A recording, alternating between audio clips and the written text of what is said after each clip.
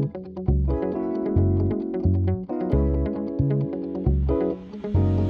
to the Thrive Today podcast. I'm your media host, Natalie Born, and today we are sitting back down with our founder, Colleen Rouse. She's not only the founder of Victory Church in Norcross, Georgia, but also our Thrive Today platform. Welcome, welcome.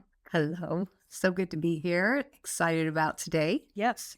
Well, ladies, we are a platform for women who lead and believe, and I am so excited. We are talking about a really interesting topic today, which I think we all need to hear. We are talking about endurance and longevity.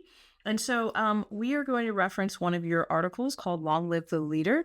And you start out by talking a little bit about what it takes for a leader to build endurance, not just results. And I want to say that when I read that sentence, that stood out to me because I can remember being very early in my career and going in on the weekends, working whatever it takes to get it done. And I can tell you that did not build endurance later on, right? When you blow through adrenals and cortisol and all these other things. So I think this is a really important topic for us as women to think about. How do we build whatever we're building with longevity?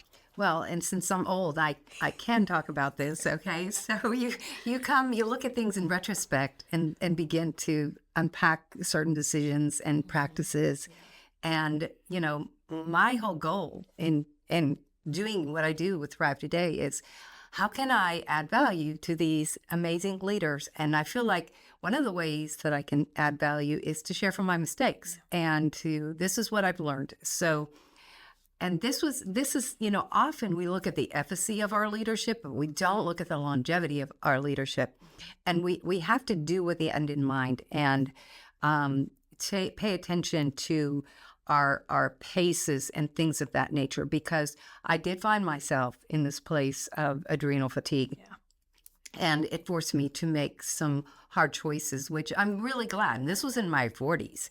So I'm glad that it happened at an age where I could, you know, correct it and still had. I do not intend on quitting. I am not going to fall out of the race. I'm going to run into heaven. And so therefore, if that is my vision and that is my goal, and I hope it's yours, then I have to be able to take some thoughtful steps in how I can really live that out. It's not just a dream. I want it to be a reality. That's good.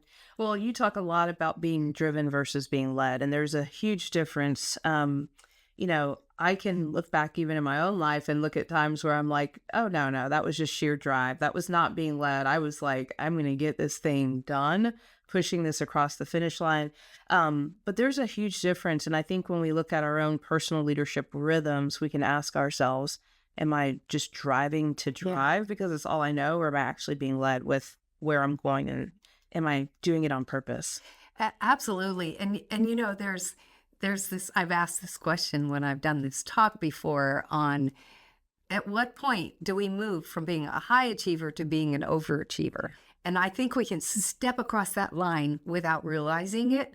And now we're in this place of burnout and so on and so forth. So what I learned, because I would say that I'm that D type. I'm like, get her done, give it all. And, you know, there's times and seasons for that, but it should not be a lifestyle. And because one of the things that we always have to take in consideration, whatever pace we're going at, we're expecting it of those who are following us. So what is fair to them? What is healthy for them?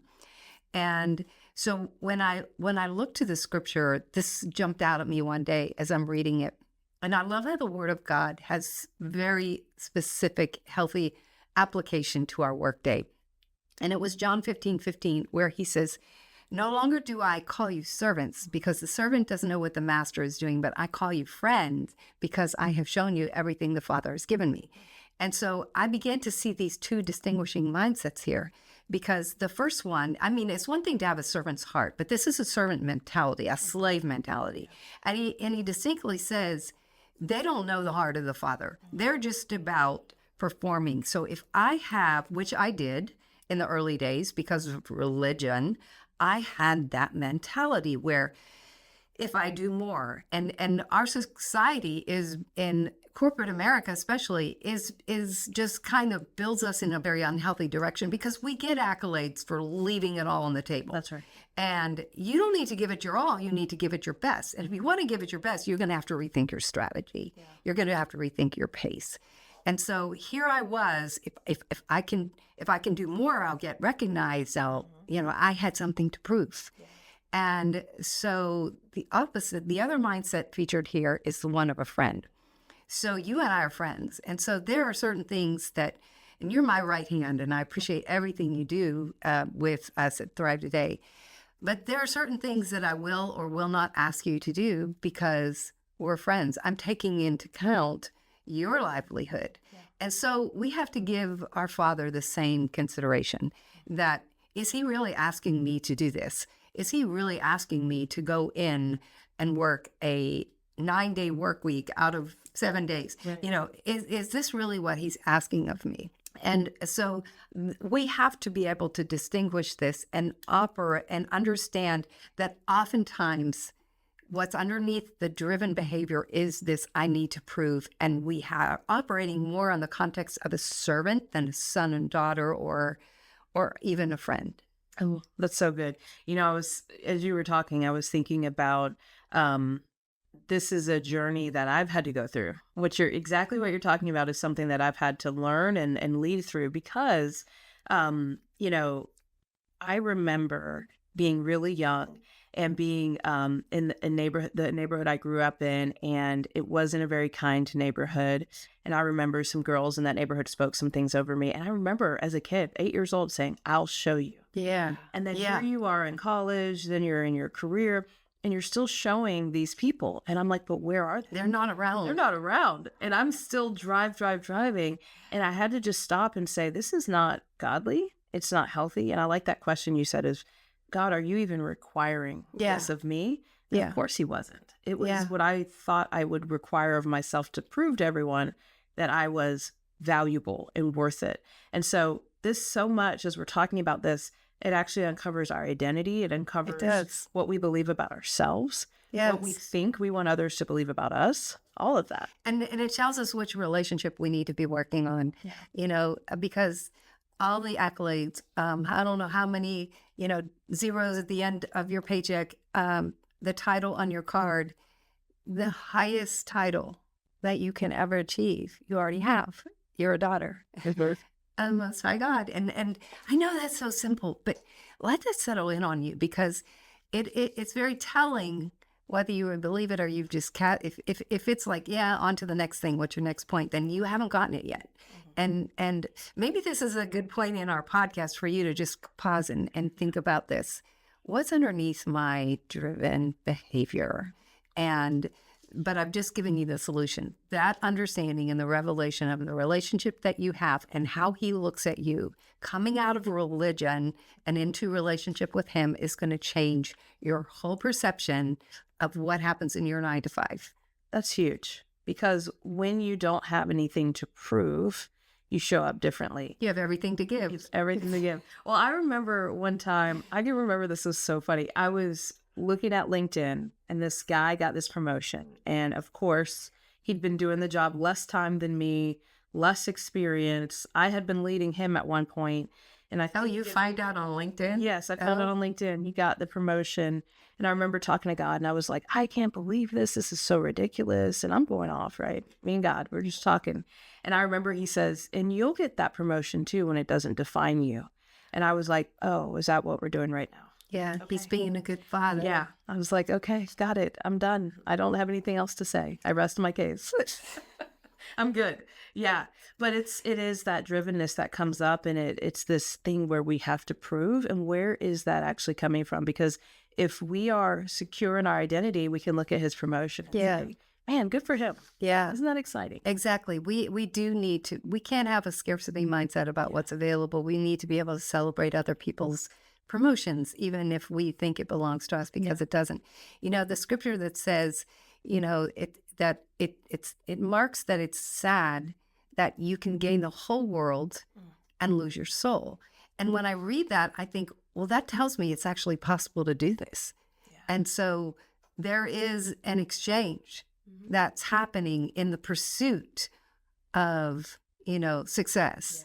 And so we really need to kind of slow our roll and understand that the better thing to pursue is significance. And my husband talks a lot about this, it's a higher thing it's going to require some things of us, but it gives you so much more fulfillment. Yes, it does. Yeah. And it's a little bit more nuanced in the sense that it's not on this bullet train track. Sometimes it feels a little slow and like a wagon with a horse in front. Yeah, it's not always fast. You really shouldn't always have G-forces in your face. That's not the way life's supposed to be. So let's talk a little bit about the pressure, because I think women do feel pressure. They feel pressure to be the hero. They feel pressure to carry everyone else's weight. I know when I sit down at the end of the day, I'm not just thinking about the work project that I'm working on. I'm thinking about my kids and whether or not they got their homework done and how are their grades going. I'm thinking about my husband and that project that he told me about a couple weeks ago. Where's that at? Right? We're constantly kind of thinking about all the things. Minds are spaghetti, right? Yes. And so how do we kind of disengage from the burden that we're trying to carry and actually re-engage in faith? Well, and again, I always kind of go, what's underneath that? What's underneath the driven behavior? What's underneath this that makes us susceptible and vulnerable to take on things that don't belong to us? And as I was praying one day, now this just try it on, okay? Don't shoot me, but this is what the Lord said to me, because I was asking, I had a couple leaders that I saw were exhausted and unhealthy pace, and even though we tried to talk to them, it's hard to get somebody to slow down who is on this, bent. And he said to me, people who crack under pressure as leaders are oftentimes those who feel obligated to be the hero, and therefore they take on things that don't belong to them. Wow. So we've talked about this in a previous podcast, the need to be the hero. And we are in a day and age where there's a lot of pressure to be the standout. Social media has totally changed the dynamics of our daily life. Yes. And so how can I be the standout? It pokes at us to want to be the celebrity, but God always looks at the heart, so we should be looking there as well. Yeah. What's my motive here? What's my sense of obligation? What's my role? Again, it's just going back to this asking questions. What is my level of responsibility and involvement here? Yeah. So I can remember there was a time in our ministry where it just went from this nice growth to it started to grow. In 2 months we had 1,200 people come to the church. And so, that's a lot of people to just receive it. That's an influx. And our staff was growing. And so my sense of, making sure all the chicks, everything was okay. And I was burning myself out. And I said, okay, Lord, you got to give me just a very simple, basic way to think about this. And he said, you are to be most responsive to those you are most responsible for. That's good. So I immediately thought of the Pareto principle, which is the 80-20 rule. And we are to spend the majority of our time with the top 20 because we're empowering them, we're training them. This isn't just like passing off the things you don't want to do. That's not what I'm talking. I'm talking about empowering people in that top tier of leadership so that they can use their gifts. And it's not just about taking things off of your plate. It's about giving them a sense of fulfillment, who then reached down to the 80. So I restructured my calendar. I stopped a lot of the one-on-ones that I was doing, and I began meeting in groups, like groups of 3.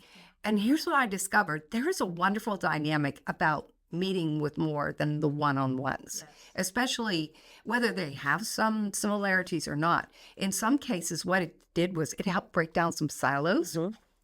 And the girls that are sitting at the table are now forming a relationship that they didn't have previous. And they're collaborating together and appreciating and respecting and seeing the gifts in the other. So I was like, God, your ways are always higher and they're always so much more marvelous. And so these are the things that, just this working smartly that helps us in the area of longevity. Yes. Because I just consolidated. Instead of doing 3 different meetings, I did it in one. And the outcome, the synergy of that was so much better than what I could have achieved one-on-one. Yeah.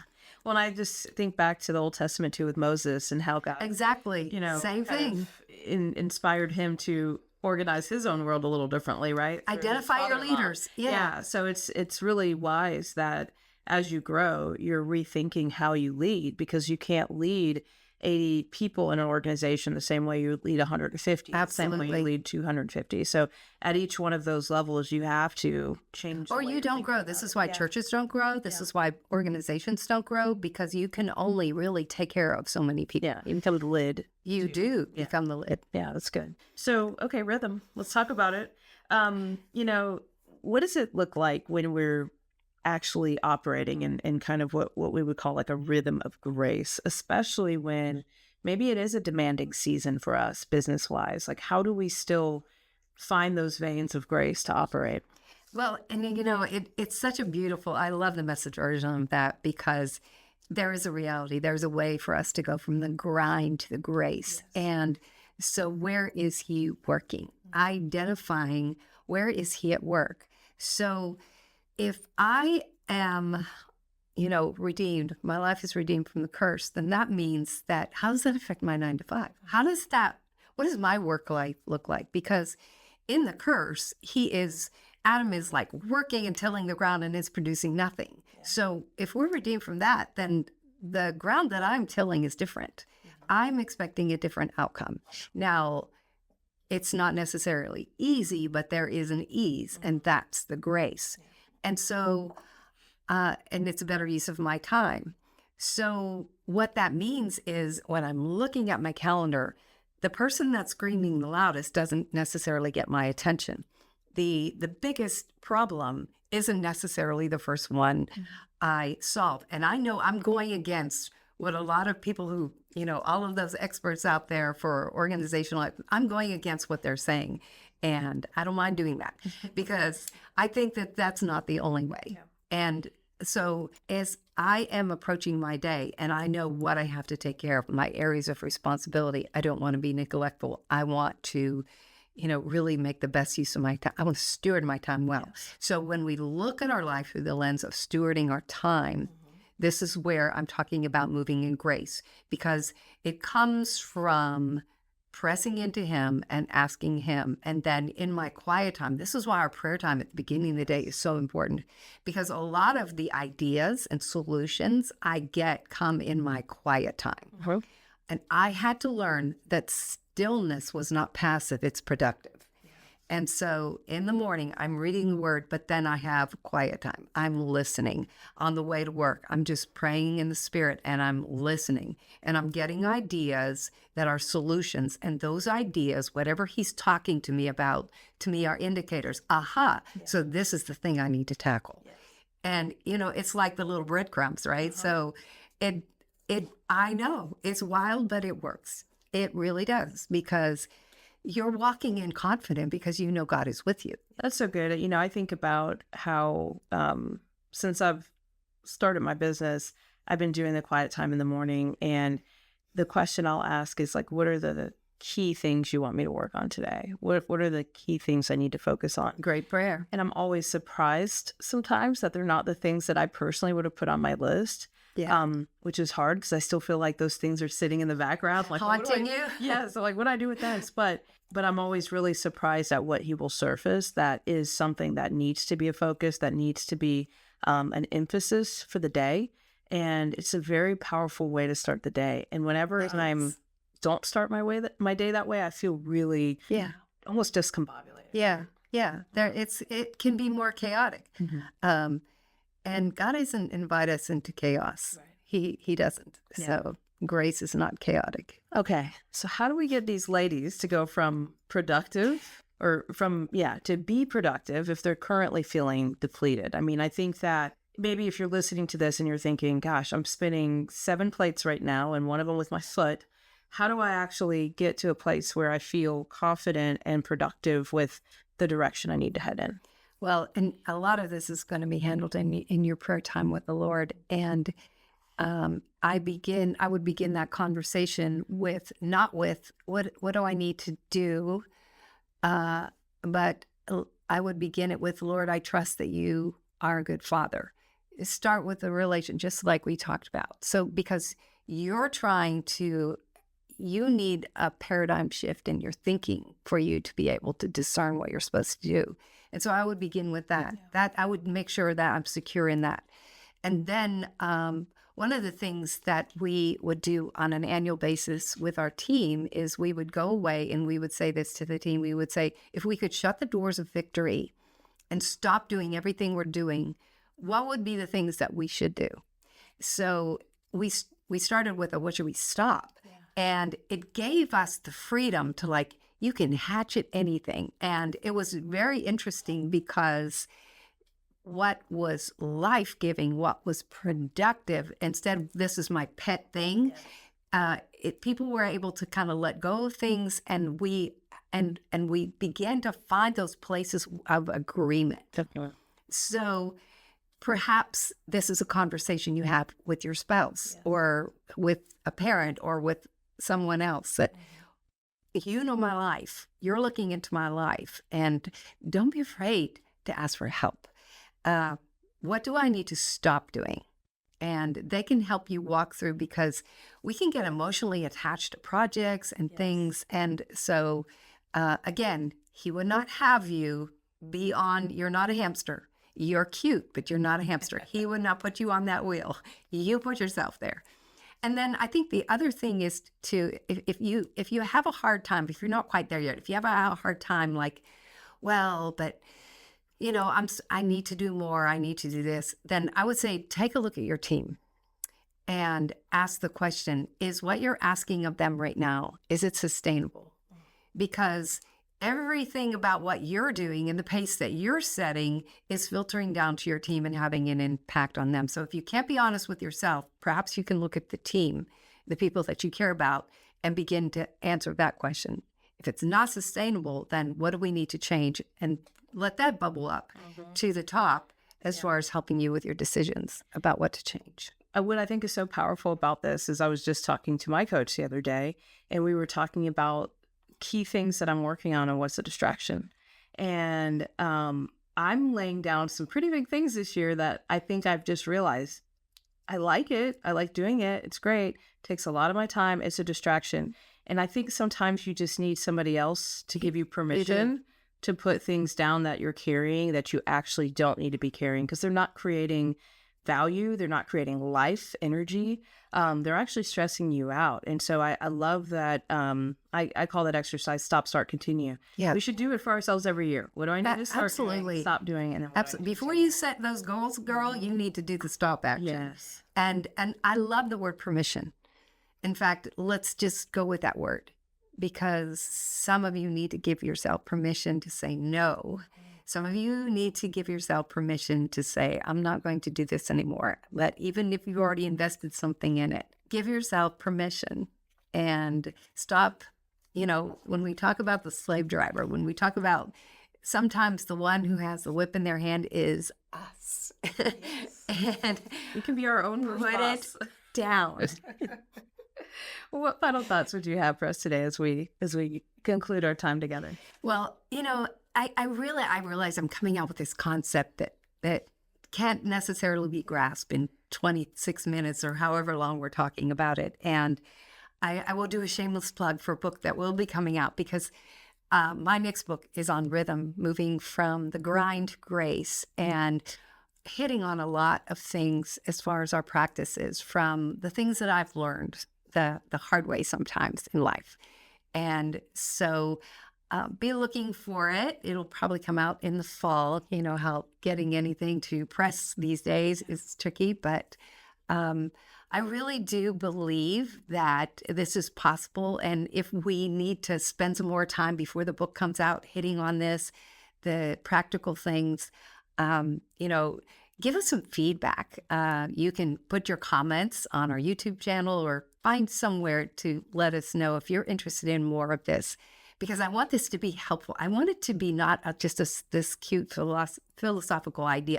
I want it to be practical. So you can help me figure out how to help you to make this really make sense. And that's what I want to do. I want to serve you well. I love that.